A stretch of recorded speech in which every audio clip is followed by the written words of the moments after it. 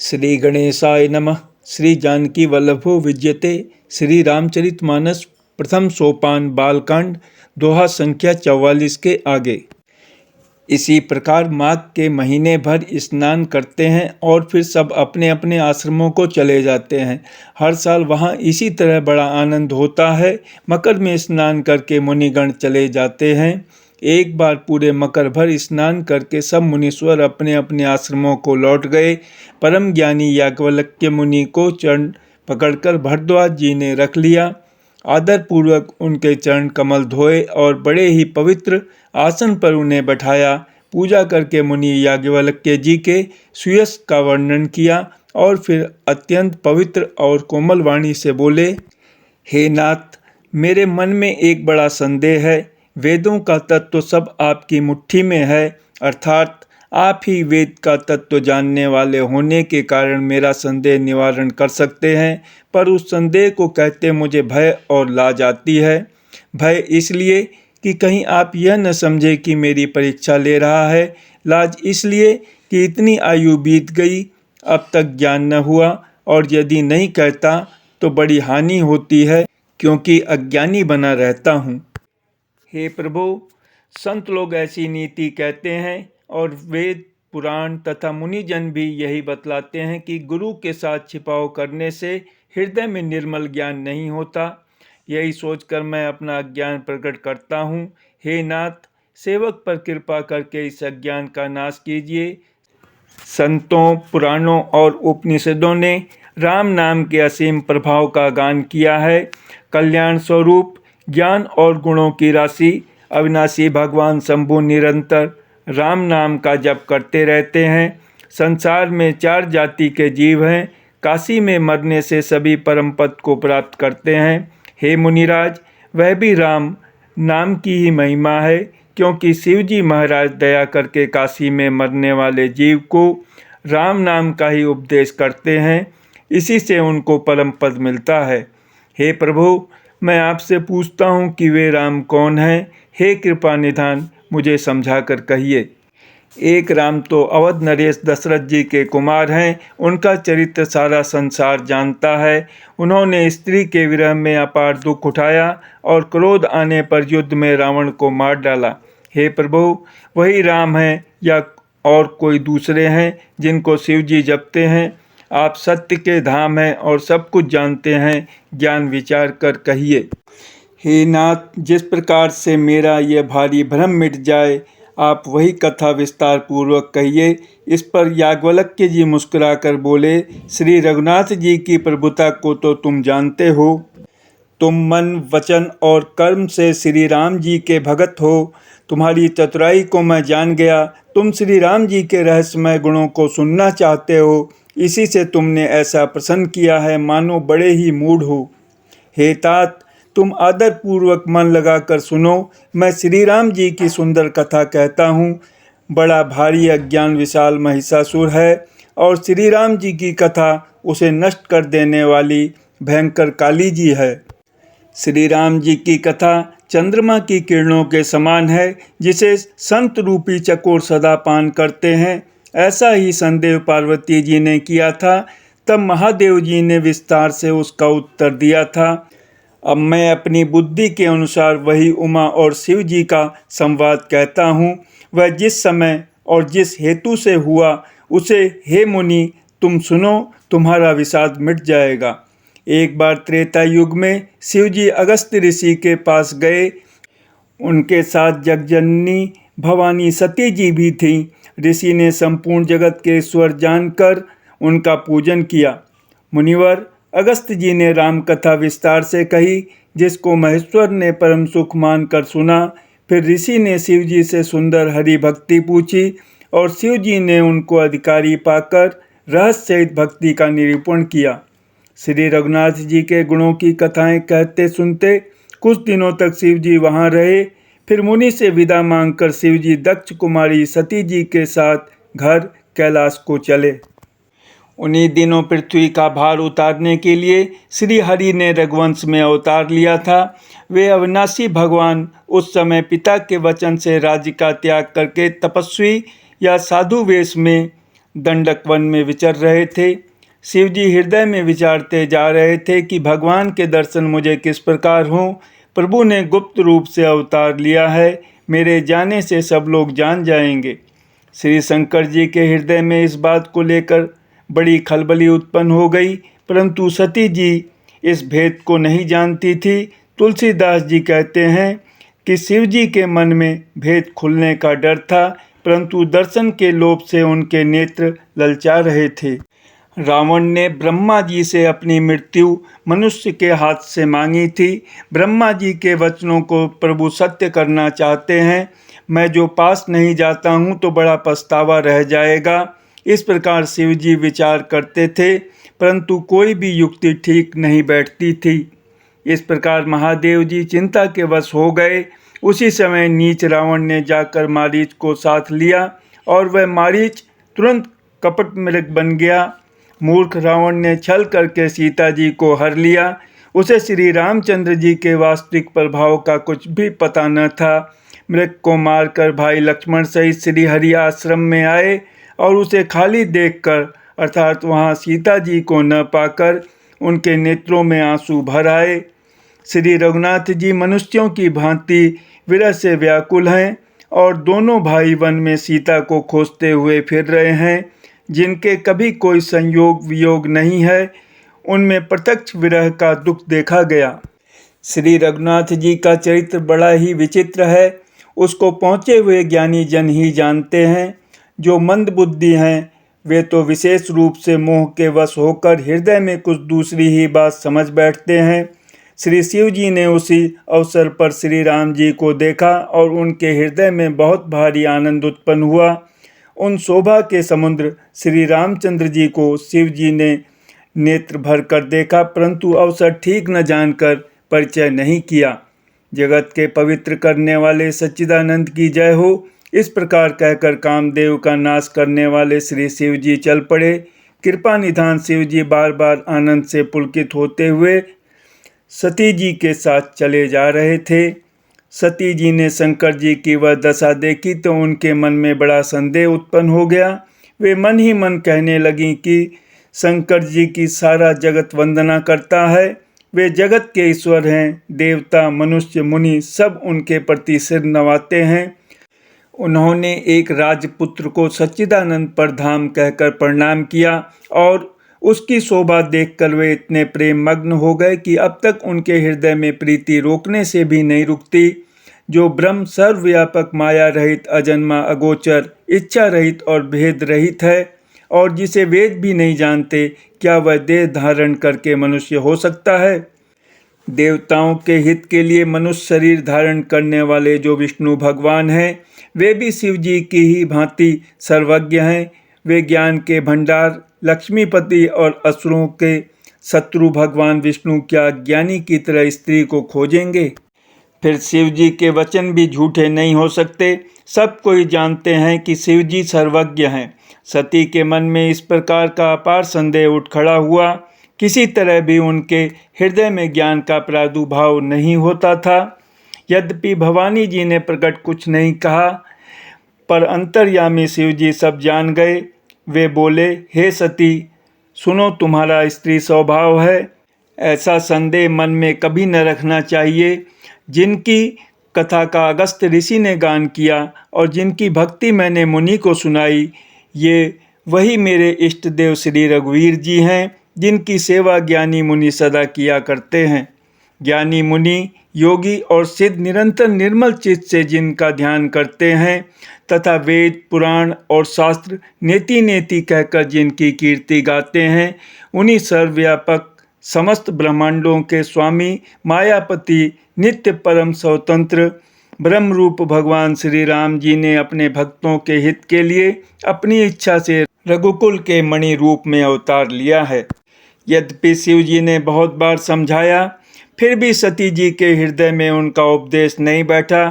तब महादेव जी मन में भगवान की माया का बल जानकर मुस्कुराते हुए बोले, जो तुम्हारे मन में बहुत संदेह है तो तुम जाकर परीक्षा क्यों नहीं लेती? जब तक तुम मेरे पास लौट आओगी तब तक मैं इसी बड़ की छांव में बैठा हूँ। जिस प्रकार तुम्हारा यह अज्ञान जनित भारी भ्रम दूर हो, भली भांति विवेक के द्वारा सोच समझकर तुम वही करना। शिव जी की आज्ञा पाकर सती चली और मन में सोचने लगी कि भाई क्या करूं, कैसे परीक्षा लूं। इधर शिव जी ने मन में ऐसा अनुमान किया कि दक्ष कन्या सती का कल्याण नहीं है। जब मेरे समझाने से भी संदेह दूर नहीं होता, तब मालूम होता है विधाता ही उल्टे हैं, अब सती का कुशल नहीं है। जो कुछ राम ने रच रखा है वही होगा, तर्क करके कौन शाखा विस्तार बढ़ावे। मन में ऐसा कहकर शिव जी भगवान श्री हरि का नाम जपने लगे और सती जी वहाँ गईं जहाँ सुख के धाम प्रभु श्री रामचंद्र जी थे। सती बार बार मन में विचार कर सीता जी का रूप धारण करके उस मार्ग की ओर आगे होकर चली जिससे सती जी के विचारानुसार मनुष्यों के राजा रामचंद्र जी आ रहे थे। सती जी के बनावटी वेश को देखकर लक्ष्मण जी चकित हो गए और उनके हृदय में बड़ा भ्रम हो गया। वे बहुत गंभीर हो गए, कुछ कह नहीं सके। धीर बुद्धि लक्ष्मण प्रभु रघुनाथ जी के प्रभाव को जानते थे। सब कुछ देखने वाले और सबके हृदय की जानने वाले देवताओं के स्वामी श्री रामचंद्र जी सती के कपट को जान गए। जिनके स्मरण मात्र से अज्ञान का नाश हो जाता है, वही सर्वज्ञ भगवान श्री रामचंद्र जी हैं। स्त्री स्वभाव का असर तो देखो कि वहाँ उन सर्वज्ञ भगवान के सामने भी सती जी छिपाव करना चाहती हैं।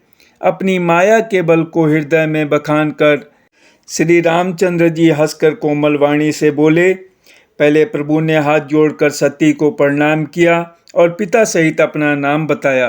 फिर कहा कि वृषकेतु शिव जी कहाँ हैं? आप यहाँ वन में अकेली किस लिए फिर रही हैं? श्री रामचंद्र जी के कोमल और रहस्य भरे वचन सुनकर सती जी को बड़ा संकोच हुआ। वे डरती हुई चुपचाप शिव जी के पास चलीं। उनके हृदय में बड़ी चिंता हो गई कि मैंने शंकर जी का कहना न माना और अपने अज्ञान का श्री रामचंद्र जी पर आरोप किया। अब जाकर मैं शिव जी को क्या उत्तर दूंगी? यूँ सोचते सोचते सती जी के हृदय में अत्यंत भयानक जलन पैदा हो गई। श्री रामचंद्र जी ने जान लिया कि सती जी को दुख हुआ। तब उन्होंने अपना कुछ प्रभाव प्रकट करके उन्हें दिखलाया। सती जी ने मार्ग में जाते हुए ये कौतुक देखा कि श्री रामचंद्र जी सीता जी और लक्ष्मण जी सहित आगे चले जा रहे हैं।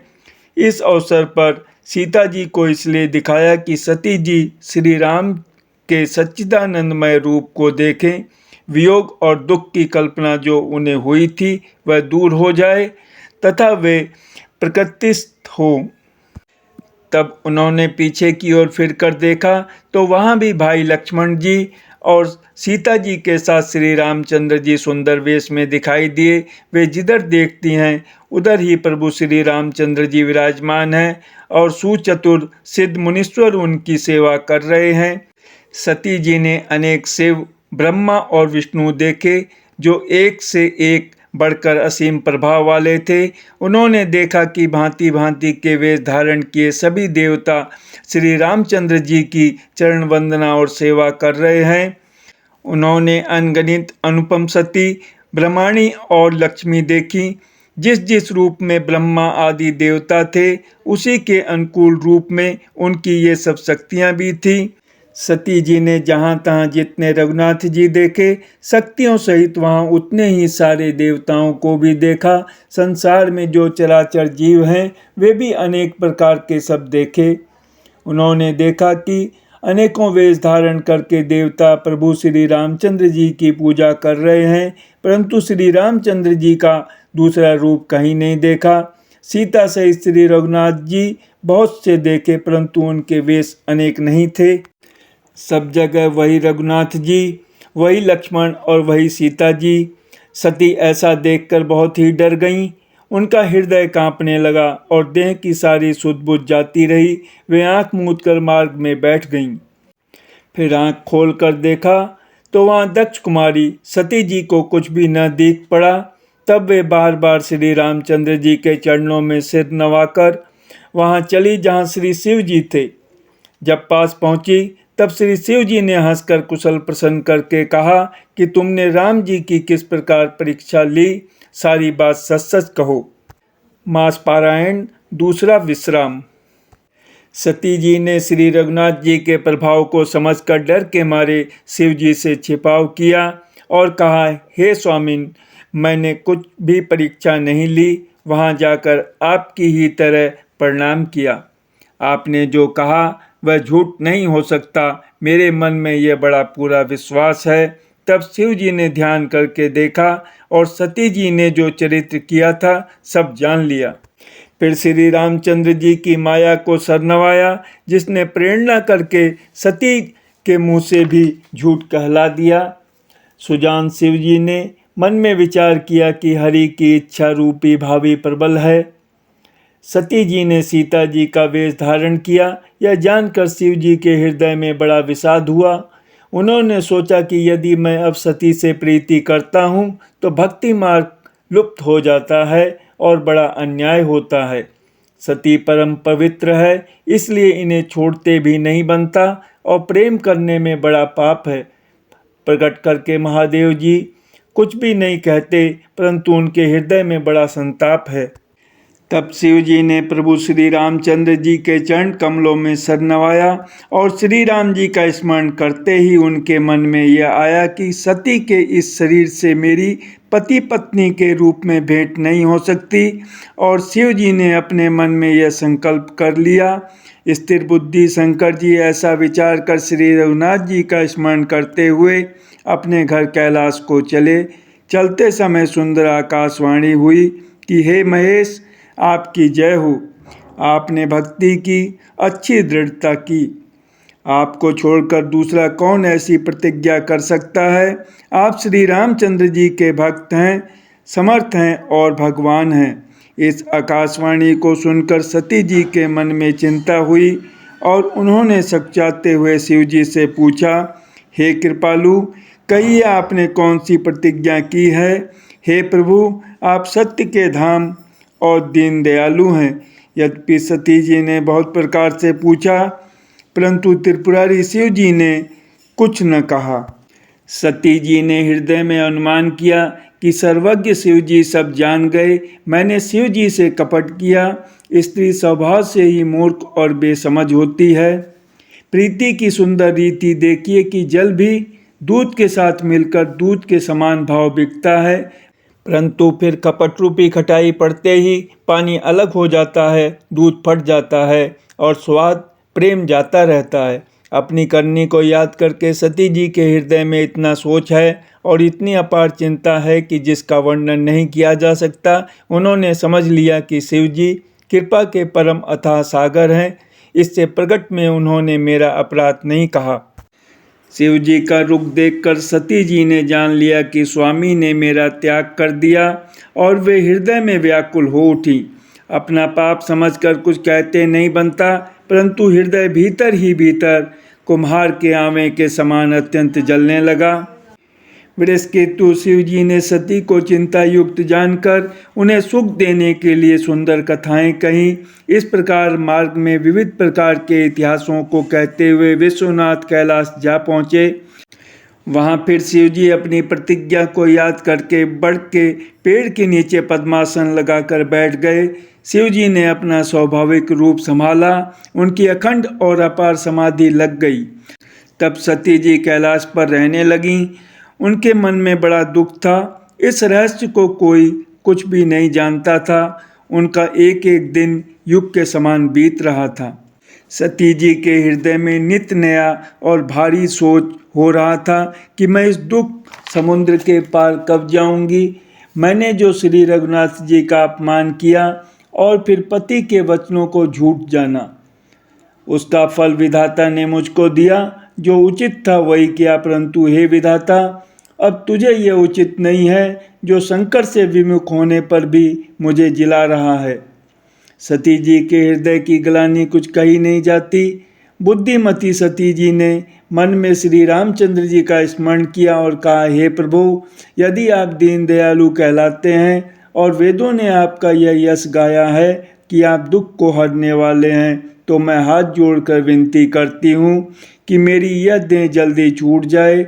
यदि मेरा शिव जी के चरणों में प्रेम है और मेरा यह प्रेम का व्रत मन वचन और कर्म आचरण से सत्य है, तो हे सर्वदर्शी प्रभु, सुनिए और शीघ्र वह उपाय कीजिए जिससे मेरा मरण हो और बिना ही परिश्रम यह पति प्रत्याग रूपी असह विपत्ति दूर हो जाए। दक्षसुता सती जी इस प्रकार बहुत दुखित थीं। उनको इतना दारुण दुख था कि जिसका वर्णन नहीं किया जा सकता। 87,000 वर्ष बीत जाने पर अविनाशी शिवजी ने समाधि खोली। शिवजी राम नाम का स्मरण करने लगे। तब सती जी ने जाना कि अब जगत के स्वामी शिवजी जागे। उन्होंने जाकर शिवजी के चरणों में प्रणाम किया। शिवजी ने उनको बैठने के लिए सामने आसन दिया। शिवजी भगवान हरि की रसमयी कथाएं कहने लगे। उसी समय दक्ष प्रजापति हुए। ब्रह्मा जी ने सब प्रकार से योग्य देख समझकर दक्ष को प्रजापतियों का नायक बना दिया। जब दक्ष ने इतना बड़ा अधिकार पाया तब उनके हृदय में अत्यंत अभिमान आ गया। जगत में ऐसा कोई नहीं पैदा हुआ जिसको प्रभुता पाकर मद न हो। दक्ष ने सब मुनियों को बुला लिया और वे बड़ा यज्ञ करने लगे। जो देवता यज्ञ का भाग पाते हैं, दक्ष ने उन सबको आदर सहित निमंत्रित किया। जय श्री राम।